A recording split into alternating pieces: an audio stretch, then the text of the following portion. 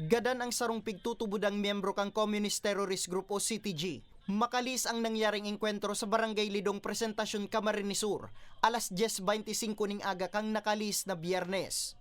Nakaribayan ning putok ang rebelding grupo ang personalis kang 83rd Infantry Battalion Philippine Army kung sa'y nagdurar ning 5 minutos ang engkwentro. Sa ginibong clearing operation, nadukayan ang mayo ng buhay na persona. Napigbistong si Wilhelm Rosales Senyar alias Lucky, nakabali sa Platoon 2, Kumiting Larangang Guerrilla 1, Sub-Regional Committee 2 na nag-ooperar sa nasambit na probinsya.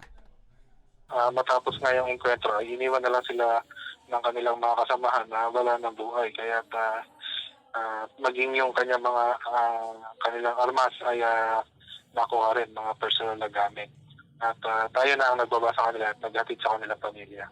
Na-recover man sa lugar kang engkwentro, ang 4 na high-powered na badil, sarong low-powered na badil, 12 magazines, asin subversibong dokumento. Ginagawa yan na naging practice na natin yan na pagka may mga enkwentro ay ina-assist natin or tinutulungan natin yung mga naiwang mahal sa buhay na ipalibing ng maayos yung kanilang namatay na kamag-anak. At itong sa pagkakataon nga ito sa nangyari dito kaya late William Senyar ay maging sa LGU ay kino-ordinate din natin at ang municipal mayor po doon ay nagbigay din po ng kanilang asistensya. Sa Kawayan Masbate, gadan man ang mag-agum na subot miyembro man kang CTG, kan makaengkwentro ang 2nd Infantry Battalion Philippine Army, alas 7 kasudmang aga sa Barangay Tuburan.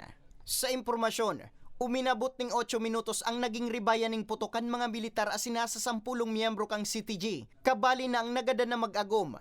Sa impormasyon, uminabot ning 8 minutos ang naging ribayan ning putokan mga militar asin nasa 10 miyembro kang CTG, kabali na ang nagada na mag-agom, na binistong sinda Florencia asin Pedro Regala, nakabali sa Kumiting Larangang Guerrilla South, Sub-Regional Committee 4. Ito'y nagsimula ng may magpaabot na civilian ukol sa kanilang presensya doon sa lugar dahil natatakot nga na baka madamay kung anumang gulo na maaaring sumiklab dahil sa presensya nila. At kaya nagkaroon ng nasa 8 minutong enkwentro nung verifikahin ng to.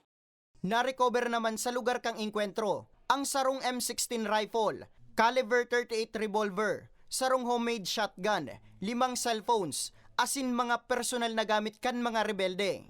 Katakod kay ni, sinerto kang Philippine Army na daisinda mauntok sa sendang mga operasyon, ngani dagos ng matuldukan ang kariribukan, asin ginigibong pagpaparibok ang mga rebeldeng grupo sa reyon. Para sa mga baretang tatak Bicol, Nomer Corporal